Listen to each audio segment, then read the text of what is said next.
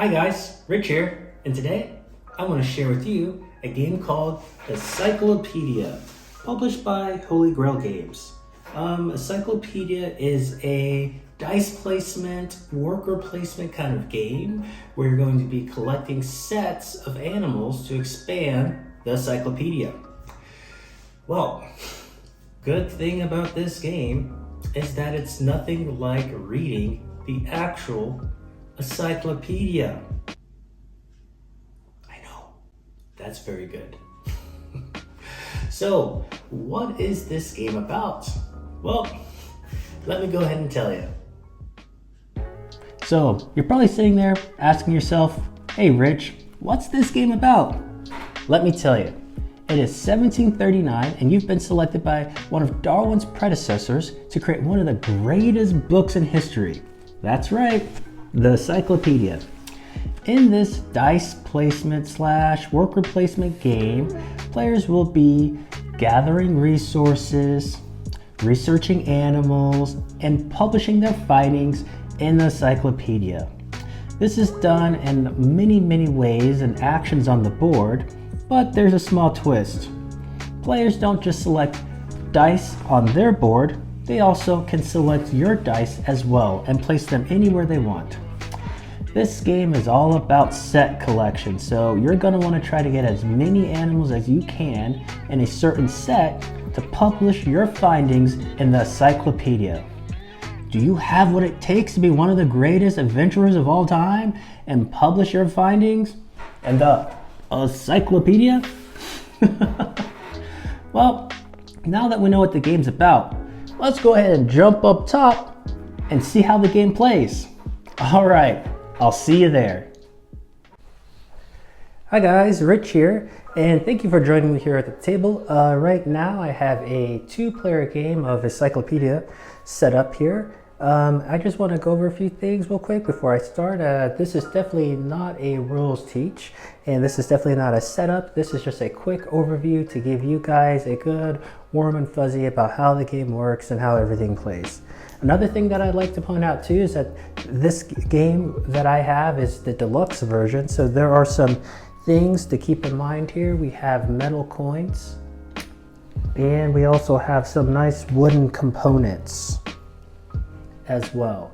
So that is definitely something to keep in mind. Just a brief reminder that about those components. So if you were to get the game yourself retail, they will most likely be cardboard.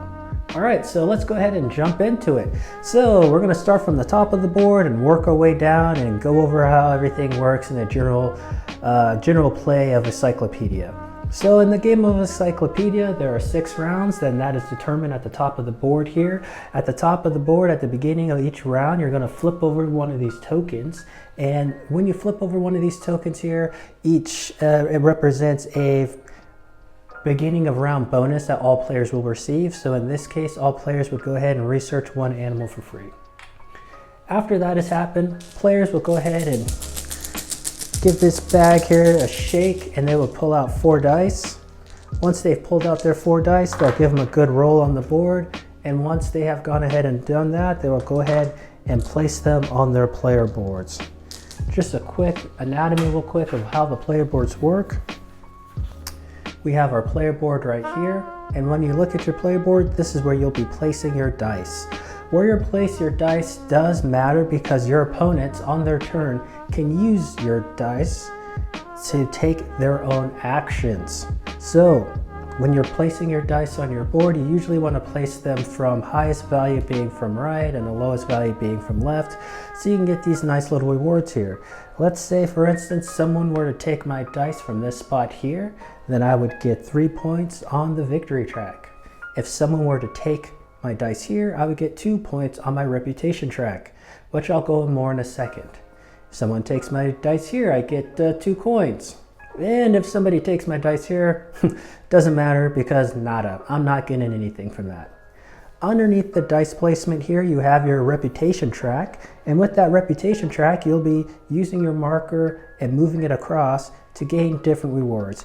Depending on different actions and things you take throughout the game of Encyclopedia, you'll be gaining reputation, and every time you do, you'll be gaining nice bonuses. At the very end of this track, you'll gain a royal seal, which a royal seal is very lucrative and really helps you a lot in your studies and publications of the encyclopedia. All right, and then right underneath that, you have your spot here for your experts. I'll go over more about experts here in a second, but your experts are kind of like bonuses that help you out the game, and they also have some good, sometimes end of goal goodies that will help you out as well by getting extra points. All right, so now that we've gone over that, let's go over this big board here. It is really big. I wouldn't say it's a table hog, but it does take up a little bit of space. We'll go ahead from left to right here. At the top of the board here, you have what's called your embassy. Your embassy is where you'll go and get these nice wooden expedition tokens, which expedition tokens allow you to change the color of a die, or during an expedition, add 2 to the value of the die, which this is important because it helps you with research points and getting more things for your publications.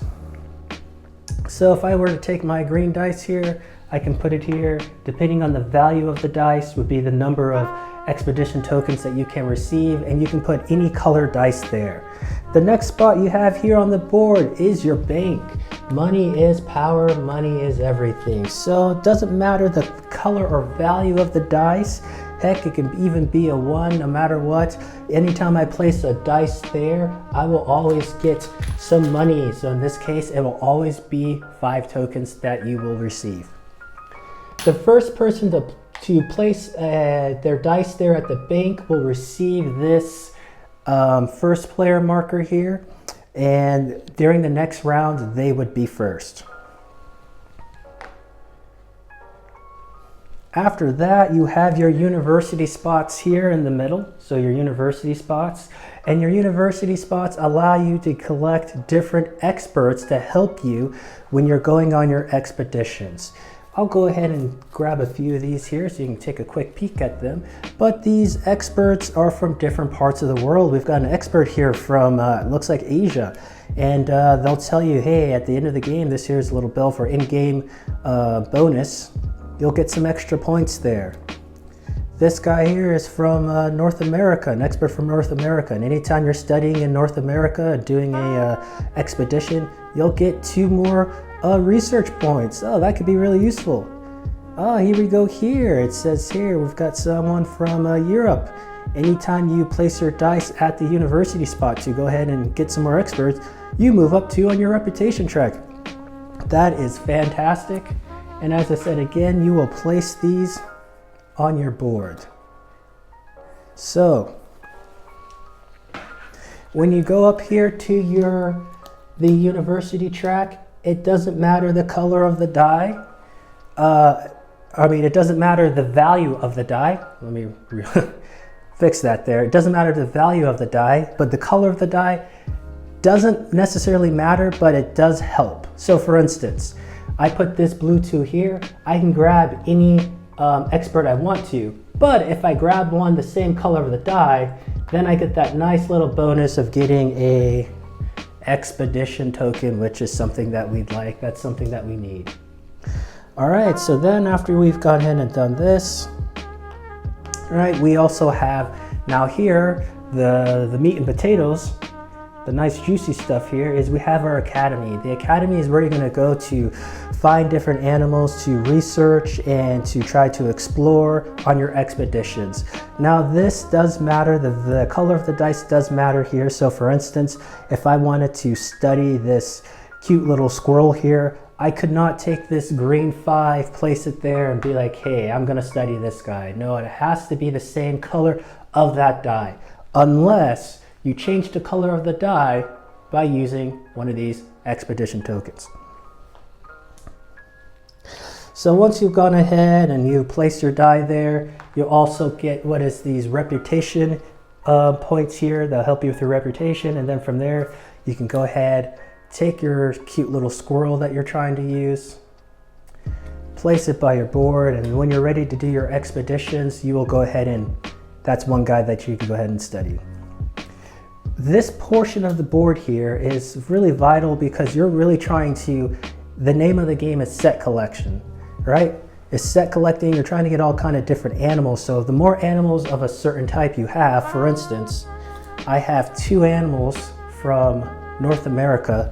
When I go to North America on my turn, say for instance I do go here, I'm able to study more animals because I've obviously went to the academy and learned more about them for my journeys and expeditions to the North America. All right, so let's just go ahead and keep these 2 guys out here and use them as the next example here. After you've gone through your academy and you've picked out what you want to go ahead and study and maybe specialize in, you are going to go here to your expedition, another part of the game, the meat and potatoes, as well as what are you going to study? What are you going to specialize in the encyclopedia? So during this turn here, you're going to go ahead and hopefully, in my case, I've got these 2 critters here from North America, so I want to know more about these guys. I from there would go ahead and place my dice here in the North America section. The color of the dice does matter here. The value of the dice does not matter, but the higher the dice, the more value the dice is, the more you're able to study and the more you're able to research. So let's say I want to go to North America. I place my dice there. From there, I've got my critters. Anytime you want to do any kind of research on these critters here, you're going to have to spend the value of the dice, or you can use those as research points to go ahead and learn more about these guys, right? So for instance, we're looking at these 2 critters here. They both are mammals. That's good. They both like to eat plants. Okay. Oh, this one likes living in the trees, and this one lives in the ocean, and they both do well in winter environments. Well, those are some nice things I found out about these animals, but in order to actually gain points and to use these, I'd have to spend certain amount of research points on those categories in order to get that. So for example, if I wanted to learn that both of these are winter animals, this is a 4 value position here on the research track, that's going to cost me 10 points. Oh man, that's going to cost me another 10 points. Oh, hey Rich, how do I get all these research points? That's where these expedition tokens come in. You can turn these in. They give you 2 more for each. You can also turn in coins again to increase the value of your dice. And yes, once you've done this, you'll go ahead and place a marker on there. As soon as you place the marker, you immediately get the points. So in this case, 3, 1, 3, and 6. So as soon as you go ahead and study those, you place your cubes there. And then from there, they'll be on your board. So let's say we've gone through, we've studied these guys, done a few things here and there, just as an example, right? All right, hopefully you guys can see that okay. Then the next part of my expedition I've gone through, I've studied these critters in America. I want to publish them in the Encyclopedia. Hey, this is what Rich has studied while he was in America. Then the next part of this board here is the publication section here on the board. Anytime you want to do a publication, you would take your dice, and depending on which animal you'd like to do a publication on, you would put that dice on. The value and the color of the dice does matter here, because depending on what you're trying to study or what section of the encyclopedia you're trying to study, you're going to have that value on the dice. So that is important. So you can go ahead and gain your points for that. So in my case here, I would need to have a dice that is a 4 red. I put it here. It's also very important to point out that these cool expedition tokens only work during an expedition. They do not work during your publication. So I kind of just want to point that out. But here at this point, I would go ahead and say, hey, I went ahead and studied these squirrels. I want to put them in the encyclopedia. I will then remove the cube, put it into the spot here on the board, and then I would get immediately that many points. So in this case, great, that's 2 points. Great, that's another 2 points. Oh, hey, that's 3 points. Oh, wow, That's another 3 points. You'll be moving up across the board here, around the board, getting victory points. And once you have completely studied these animals, you're done, you would go ahead, turn them onto your player board, flip them over, and now they're part of your set. All right, so after you have made your publications, you will receive a royal seal. Royal seals are very nice because they can be used in many ways. A royal seal can allow you to take an extra turn. They can give you 5 coins, or they can change the color of a dice and add +5 to the value, which could be very useful when you're on those expeditions trying to do the research on these animals and critters and stuff. So that is a good quick overview of how to play Encyclopedia, or the different actions that you will take during this game. I really appreciate you guys taking an overview here and looking at this with me. Let's go ahead and head back to the table and let me tell you guys my thoughts on Encyclopedia. So I'll meet you guys there. All right. So my final thoughts. What did Rich think about Encyclopedia? Well, let's go over all the things that I loved about this game. I really loved the artwork. The artwork is fantastic. Seeing it on the board and seeing it in play, it really brings the game to life, which I really enjoy. I also enjoy the dice placement and the dice manipulation in this game. No matter where you place your dice during the game, you never feel like you can't do anything. There's always an action for something. And even if somebody decides to take your dice, well, guess what? You're gonna get rewarded for it, which feels really good. I also like the fact that there's a little bit of mitigation of luck. So for instance, if you have a bad dice roll or you grab the wrong color die out of the bag, well, there's different ways to negate that. And that feels really good, because the worst part of a dice placement game is when you can't change the dice, when you can't manipulate things and you're kind of stuck on the board in the game state. So those are things that I really, really liked about this game. I also enjoyed the game loop, going through, getting my money, getting my expedition tokens, getting everything ready to go on that big expedition, and then do some cool research on some animals that I found, and then publishing them. Great, very, very good. Another thing that this game really has going for it is its solo mode. Oh man, did this guy say solo? Yes. I enjoy playing games solo. But the problem with me playing games solo is that I progressively get really, really good at these games, and nobody wants to play with me because they feel like my knowledge of the game is just too good, or it might exceeds theirs.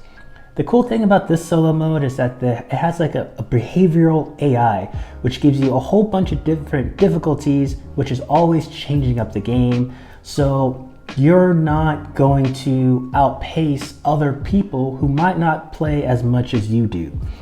Another great thing about the AI is that you can play this with 1 AI, 2 AI, 3 AI. It doesn't matter. There's little to no upkeep. It's very easy to manage, and it makes for a great experience. So kudos to that. Some things that I didn't like about the game that really kind of, made me question some things or design choices. And one of those things was the iconography in the game. I think the iconography is good, but why isn't there a player aid? Why isn't there a way for me to easily see what these icons mean on different experts that I select on the board? And trust me, you're going to be collecting a lot of them because this is a set collection game and you need them for points. The thing that I really found myself doing through my first few plays is I would go ahead, take an expert, look at the icon, have to stop, and then look through the rule book to see what the expert did. This really took away from that gameplay experience when I was going through and collecting this and researching that, and I had to stop there for a second, which is never fun when you're playing a game. You are in it, you just want to keep going. So I think maybe a player aid of some sort would have been great. they do have a nice kind of game aid on the back here and goes over the rounds and what to do at the end of the game, which is terrific. But I feel like maybe they could have made a small section here for the icons or something like this, or once again a player aid. But that's just me. If you know, maybe they did it because they wanted to have that real sell the theme of, you know, reading an encyclopedia, which I did. So another thing I had a question about, which the game itself, it's beautiful, right? And I want to make this clear. This is not regarding the Kickstarter components or things like that. This is just regarding the game itself. And the question that I had was the overall size of the player board. I feel like there was a little bit of overproduction in some parts. For instance, the bottom of the board where you place your tiny, small, little cubes to, you know, signify that you're publishing a certain animal or certain things on an animal. It's so big. And so why is this so big? Especially when the game only plays to 4 players, I don't think necessarily it needs that much space. Another question that I had about was the player boards itself. On one side, it has like a score kind of track, like where you can get, you know, count up your points and things, which I think is great. But then on the other side is you have this character board. Actually, it's upside down, but you can see this character board here, and you know, it doesn't really do anything for the game, right? It looks great. It's awesome art, but what is its purpose? What does it do?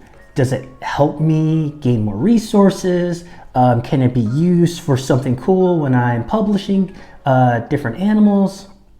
If it doesn't have a purpose, then why is it in the game?